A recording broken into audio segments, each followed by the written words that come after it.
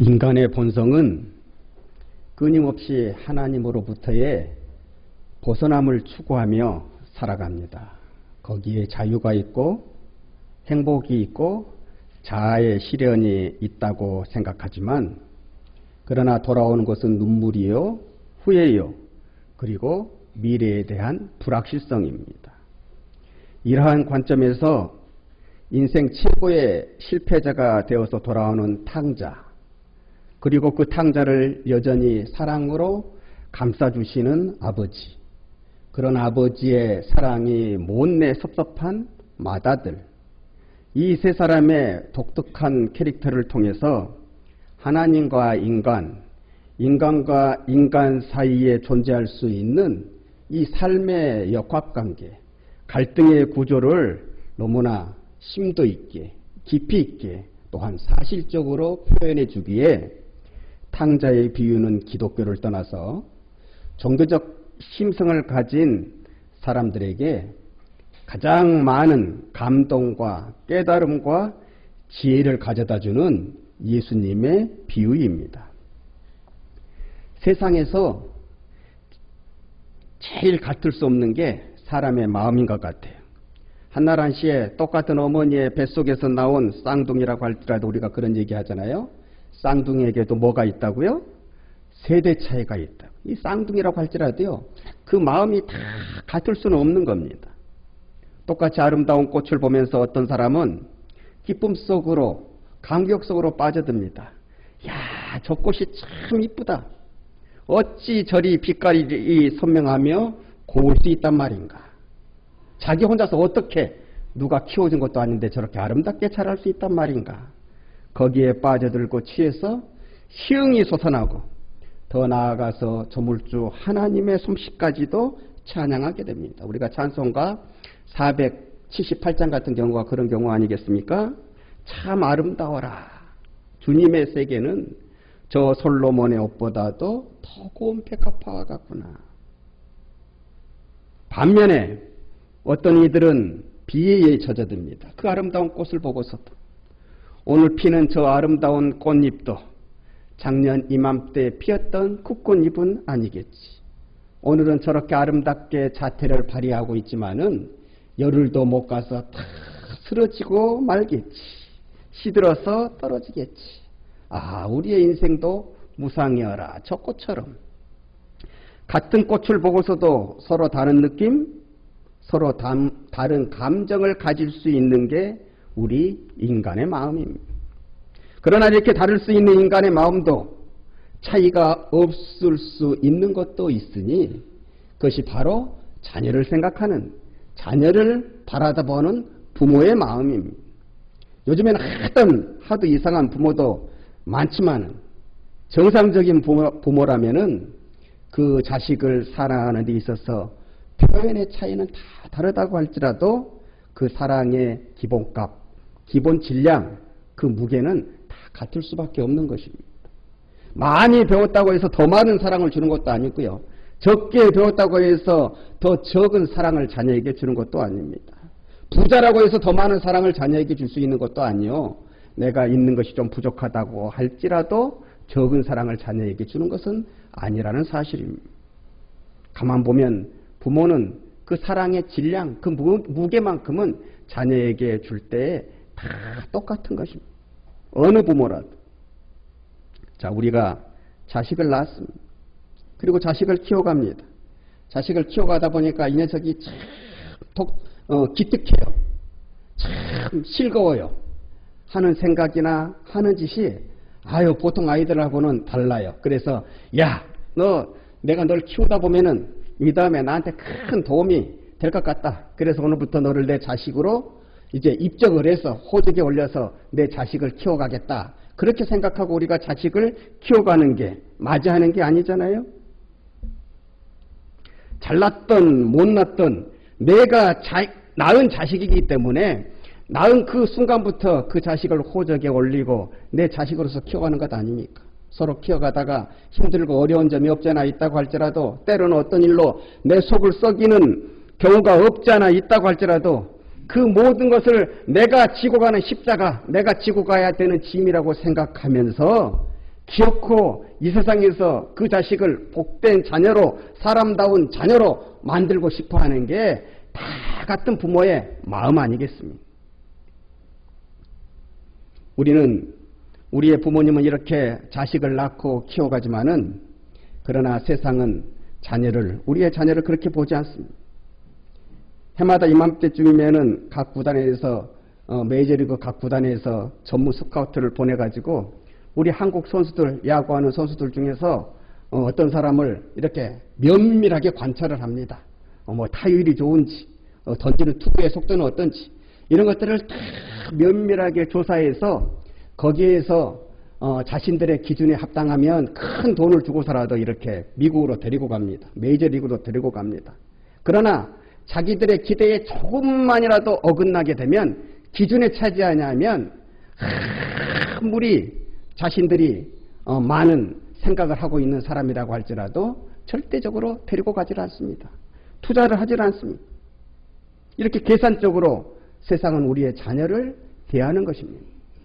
그러나 하나님이 우리를 당신의 자녀 삼고 당신의 기업을 물을 그런 후계자로, 그런 후속자로 우리를 삼으시는 경우에는 하나님은 우리의 장래성을 보고, 나중에 내가 얘들한테 투자를 하면 얘들이 나한테 큰 이득을 가져다 줄 것이야, 그런 식으로 계산하시고 우리를 택하고 부르신 것이 아니라는 사실입니다.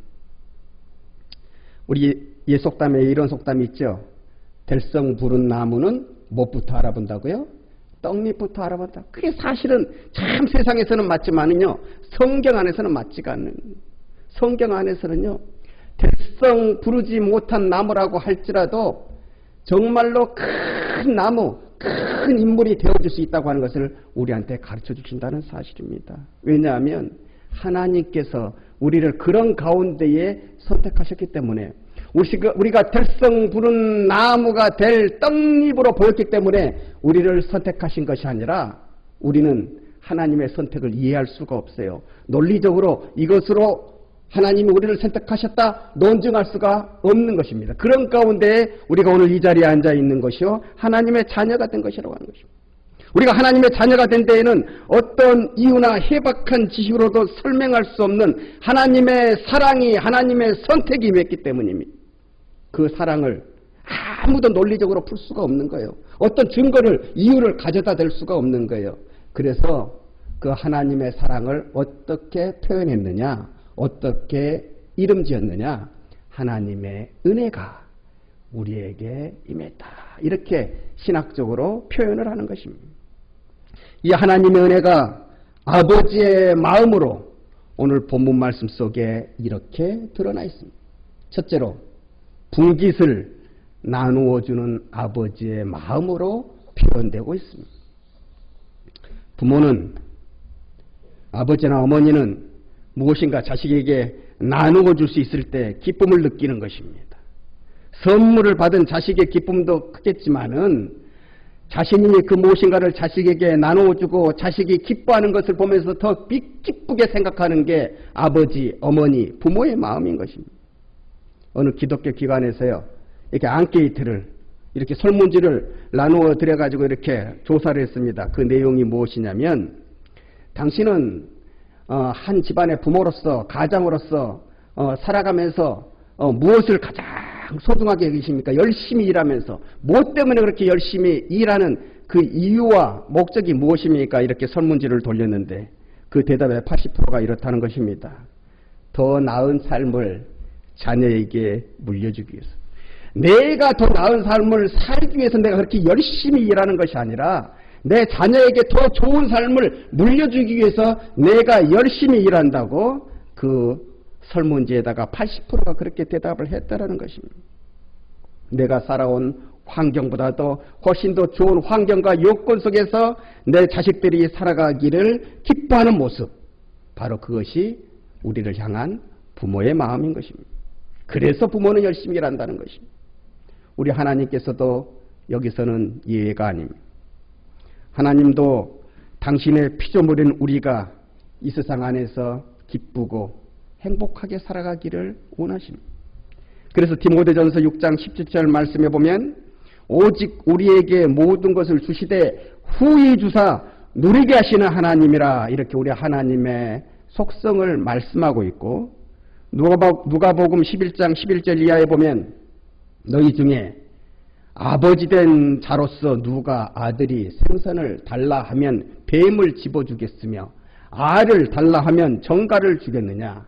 너희가 악할지라도 좋은 것을 자식에게 줄 줄 알거든 하물며 하늘 아버지는 구하는 자에게 성령을 주시지 않겠느냐 하시니라.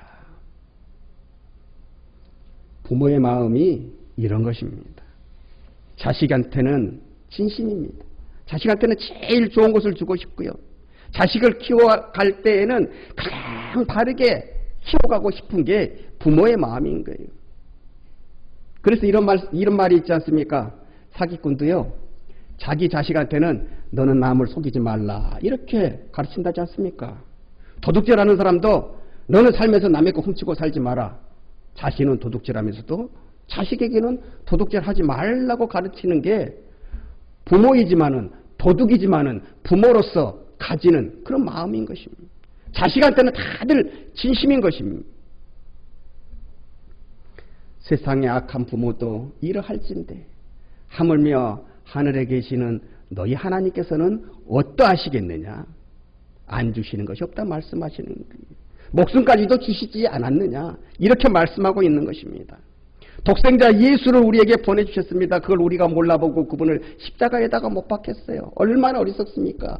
이 어리석음을 깨닫게 하기 위해서 성령님을 또한 우리에게 보내주셔서 우리의 마음을 감동시키시사 오늘 우리를 예수 믿는 사람으로, 예수님께 속한 사람으로, 그리스도인으로 이렇게 만들어서 이 귀한 자리, 이 복된 자리에 우리를 앉히셔서 이 세상에서 가장 큰 축복을 받은 축복의 수혜자로 삼지 아니하셨습니까? 그렇게 오신 성령님이 이 시기에 우리가 성령 강림주의를 그렇게 아름답게 지키는 것이, 그리고 12주나 넘게 우리가 성령 강림 절기로 이렇게 지켜나가는 것 아니겠습니까?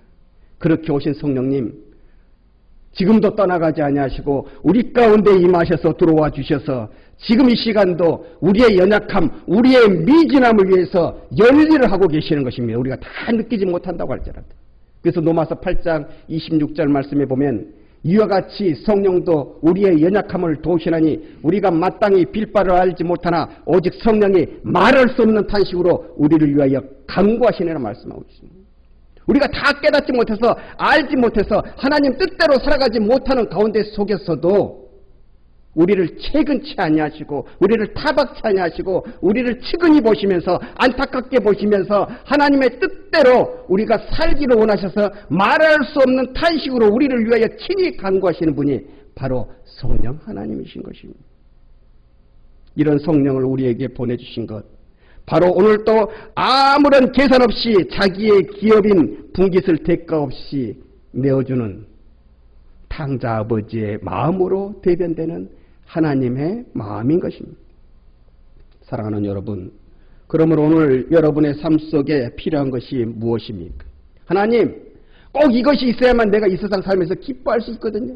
이것이 있어야만 내가 이 세상 살면서 평안할 수 있거든요. 저 다른 것 없어도요, 꼭 이것은 있어야 됩니다.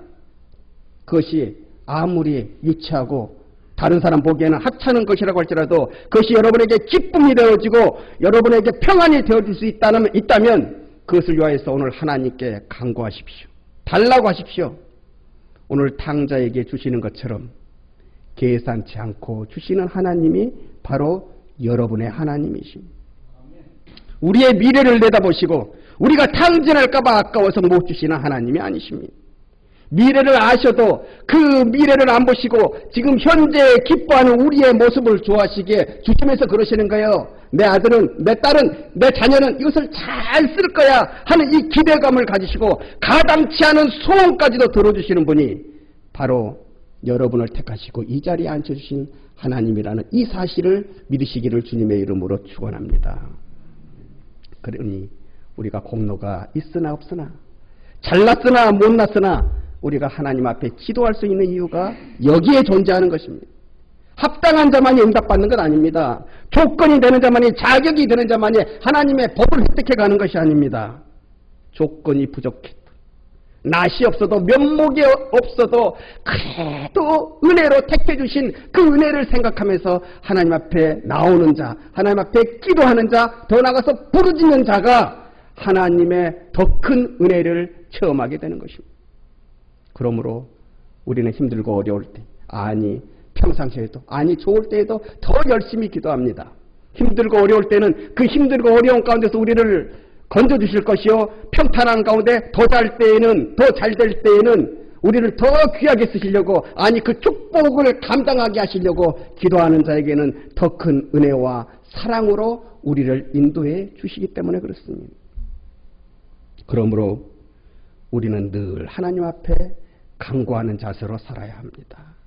우리의 즐거움을, 우리의 기쁨을 보고자 하시는 하나님의 마음이 여러분의 부르짖음에 하나님께서 가장 합당하게 생각하시는 모습으로 열매 맺게 하실 것입니다. 우리 한송교회 모든 믿음의 식구들이 이 은혜 속에 이 열매를 맺으며 살아가시는 아름다운 천국의 삶뿐만 아니라 이 세상에서도 살아가는 여러분의 복된 은혜의 삶이 되어지시기를 주님의 이름으로 간절히 축원합니다.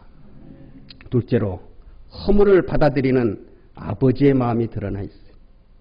탕자 아버지에게는요, 아들의 허물이 허물로 보이지 않았어요. 허물이 없었어가 아니라 아버지의 더 큰 사랑이 그 허물을 가리고 남았기 때문이죠. 20절 말씀을 보면 아직도 거리가 먼데 아버지가 그를 보고 측은히 여겨 달려가 목을 안고 입을 맞췄다. 측은히 여겼다고 했습니다. 우리가 하나님의 자녀가 된 것은 우리의 허물을 허물로 보지 아니하시는 하나님의 측은지심이 있었기 때문에 이것을 긍휼이라고 합니다. 우리를 향한 하나님의 사랑, 우리를 향한 하나님의 러브, 그것이 바로 측은지심입니다. 곧잘 성경에서는 긍휼이라는 말로 표현하고 있는데 그 이유는 다른 데 있는 게 아니에요.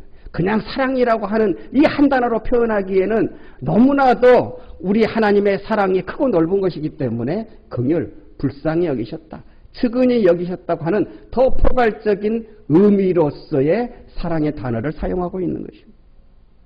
그러니 여러분, 하나님의 사랑을 이해하려고 하지 마세요. 하나님이 나를 왜 사랑하셨는가, 이걸 이해하려고 하기 시작하면요, 머리만 복잡해질 뿐입니다. 그저 단순하게 하나님이 나를 사랑하셨다, 그럼 아멘, 감사하면 되는 것입니다. 어떤 유명한 목사님이 길을 걷고 있었습니다. 이 목사님을 알아본 어떤 젊은이가 찾아와서 이렇게 묻습니다. 목사님, 한 가지 궁금한 것이 있는데 물어봐도 괜찮겠습니까? 아유, 얼마든지 물어보십시오. 목사님, 왜 예수님께서는 가룟 유다와 같은 사람을 자신의 제자로 받아들여가지고 그토록 안 겪어도 될 험한 고초를 겪으셔야 했습니까? 예수님이 전지전능한 분이라면은 제자들을 처음 선택하는 그 순간에서부터 이미 그것을 알고 피해 가셔야 할 것 아닙니까? 저는 이 부분이 잘 이해가 가지 않습니다. 목사님은 어떻게 생각하십니까? 이때 목사님이 이렇게 대답을 합니다. 젊은이, 나도 그것이 잘 이해가 되지 않는다오. 그런데 그보다도 더 이해 안 되는 것이 있다오. 왜냐하면 왜 하나님께서 나와 같은 죄인을 구원해 주셨는지, 왜 나와 같은 사람을 하나님의 자녀로 구별해 주셨는지 나는 이것이 더 이해가 가지 않는다오. 그러나 이해되어지지 않는다 해도 나를 선택해 주신, 나를 택해 주신 그것이 감격이 되어 나는 오늘 하루도 늘 기쁘게 살고 있다오. 이 대답을 들은 젊은이는 더 이상 다른 말을 하지 아니하고 그 자리를 떠났습니다. 그는 왜 예수님께서 가룟 유다를 택하셨는지에 대한 직접적인 해답은 듣지 못했지만은 자기가 갖고 있던 궁금증은 풀렸습니다. 내가 어떻게 구원받은 사람이 되었는가? 내가 어떻게 죄인의 신분에서 의인의 신분으로 바꾸어지는 놀라운 은혜 사건의 수혜자가 되었는가? 여기에 대한 해답을 내 자신 속에서 찾으려 하면, 인간이 사고하는 철학 속에서 찾으려면 우리는 언제나 왜라고 하는 더 깊은 수렁의 의문의 늪에 빠질 뿐입니다. 이 왜에 대한 대답은 한 가지밖에 없습니다. 우리의 허물마저 또 허물로 인정치 아니하시는 하나님의 사랑, 그 긍휼이 우리에게, 그 많은 사람들 가운데 우리에게 적용되어졌기, 이 세상에 가장 축복받은 사람으로 오늘 이 자리에 나와 앉아 있는 것입니다. 셋째로, 지위를 회복시켜 주시는 아버지의 마음이 오늘 본문 말씀 속에 들어 있습니다. 아버지로부터 받은 자기의 본깃을 다 탕진해버리고 이제는 세상 그 어느 곳도 어디에도 기댈 곳이 없어서 면목 없이 돌아오는 탕자를 맞이하는 아버지의 배려가 오늘 성경 말씀 속에 아름답게 드러나 있습니다. 하나님의 마음으로 녹아 있습니다. 22절 말씀입니다. 아버지는 종들에게 이르되 제일 좋은 옷을 내어다가 입히고 손에 가락지를 끼우고 그 발에 신발을 신기우라. 이것은 그냥 받아들이는 것이 아니라 주인의 아들로 받아들이는 예식인 것입니다. 탕자가 돌아올 때 아버지는 그 탕자를 그냥 받아준 것이 아니었습니다. 돌아온 탕자의 지위까지도 회복시켜 주시면서 이 집에 살 명분까지도 지어 주시면서 그 자식을 받아들였습니다. 집으로 돌아온 탕자에게 필요한 것은 생계를 이어갈 수 있는 음식이나 돈이 아니었습니다. 그 집에 있어야 하는, 그 집에서 살 수 있는 지위와 명분이었습니다. 아버지가 이렇게 해주지 아니하면 탕자가 은총 가운데, 은혜 가운데 그 집에 돌아온다고 할지라도 제대로 살 수가 없는 것입니다. 그 집안에 새롭게 적응할 수가 없는 것입니다. 얼마 전까지만 하더라도 주인의 아들이었던 사람이 이제는 그의 말대로 품꾼의 하나로 그 집에게 들어오게 된다면 당장이야 입에 풀칠을 할 수 있겠습니다마는 그 집에 계속 살 수는 없는 것입니다. 그 집에 살고 있는 수많은 종들이 던지는, 수많은 품꾼들이 던지는 그 조롱과 멸시에 찬 눈총을 어떻게 견딜 수 있겠느냐, 이 말씀인 것입니다. 아들도 아니고 품꾼도 아니고 그 집에서는 정체성이 불분명합니다. 아들도 아닙니다. 품꾼도 아닙니다. 이 정체성이 불분명한 가운데 속에서 어떻게 그 집 속에서 살 수가 있겠습니까? 저도 힘들고 같이 있는 그 품꾼들도 힘들게 하는 것입니다. 그 종들도 어렵게 하는 것입니다. 아들도 아닌 것이, 자식도 아닌 것이, 딸도 아닌 것이, 그렇다고 품꾼도 아닌 것이, 종도 아닌 것이, 그 관계성 속에서 서로 간에 같이 있는 사람까지도 힘들게 할 수밖에 없는 것입니다. 그러니 아들로, 딸로, 자식으로 그 집안에 들어오지 않고서는 그 돌아온 집이라고 할지라도 행복하게 살 수가 없는 것입니다. 그래서 아버지는 그것까지 다 생각하시고 내 아들을 나에게 한 것처럼 좋은 옷을 입히고 손에 가락지를 끼워주고 그 발에 신발을 신기오라. 그 지위를 회복시켜 주시는 거죠. 이 집에서 다시 주인의 아들로 살아갈 수 있는 명분을 쌓게 하시는 것입니다. 사랑하는 여러분, 우리가 예수님을 믿으면 그 순간부터 우리의 신분이 변하잖아요. 죄인에서 의인으로. 왜 우리를 이 땅에서부터 의인의 신분으로 만들어서 하나님의 나라로 데려가시는 겁니까? 우리를 주눅들지 않게 하기 위해서요. 우리가 천국에 들어가서 천사를 만날 때에도 우리가 주눅들지 않게 이 땅에서부터 들어가는 입구에서부터 우리의 지위와 명분, 천국을 우리의 것으로 소유할 만한 그러한 합당한 자격을 갖추게 하시는 것입니다. 아무리 좋은 천국이라고 할지라도 우리가 거기에서 들어가서 상대적으로 다른 존재들에 비해서 우리가 부족함을 깨닫고 주눅과 죄책감 속에서 살아가게 된다면 그것이 아무리 좋은 곳이라고 할지라도 우리의 행복이 보장되는 천국은 아닌 것입니다. 그래서 하나님께서는 우리를 이 땅에서부터 죄인의 신분이 아니라 예수님을 믿게 하심으로 그 믿음으로 말미암아 우리를 의인으로 만드셔서 우리의 신분을 바꾸셔서 하나님의 나라로 데려가십니다. 그래서 천국에서는 천사들도 훈마하는 하나님의 자녀로서 우리가 살아가게 하시는 거예요. 하나님이 사랑하시는 우리 한성교회 믿음의 식구 여러분, 우리가 이 자리에 앉아있는 가장 큰 축복은 우리가 하나님의 품 안에 있다는 것입니다. 하나님의 집 안에 있다는 것입니다. 아무리 우리가 이전에 초라한 탕자였다고 한들 집을 나가 있는 탕자가 아니라 오늘 이 시간 집에 돌아온 아들로 이곳에 앉아있다고 하는 이 사실이 이 세상을 살아가는 여러분의 삶에 있어서 큰 위로가 되어주시기를 주님의 이름으로 축원합니다. 그러기에 과거에 실패했던 것, 과거에 초라했던 것 다 잊어버리시고 깨끗이 잊고 오늘 우리 교회 안에서, 한송교회 안에서 새롭게 쓰여질 내 아름다운 새 역사를 생각하며 새롭게 받을 하나님의 은혜와 사랑과 축복을 생각하며 하나님 앞에 간구하는 모습으로, 기도하는 모습으로, 열심히 있는 모습으로 살아가시기를 주님의 이름으로 축원합니다. 없는 것이 없으신 하나님이십니다. 못하시는 것이 없으신 하나님이십니다.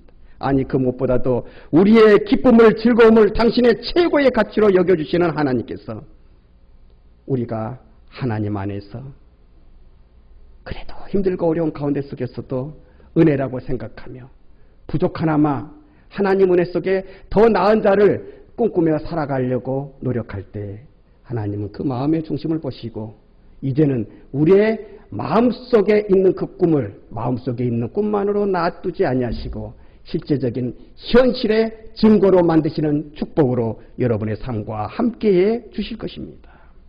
이 성령 강림의 절기에 무늬만 하나님의 자녀가 아니라 그 신앙의 모습, 삶의 내용까지도 하나님의 자녀답게 변화되는 우리 한성교회 이 세상에서 하나님의 은혜 가운데에 자녀에게 주시고자 하시는 모든 은혜의 복락들을, 축복의 가지들을 알파에서부터 오메가까지 처음부터 끝까지 누리고 살아가시는 우리 귀한 성도님들 되시기를 주님의 이름으로 간절히 축원합니다.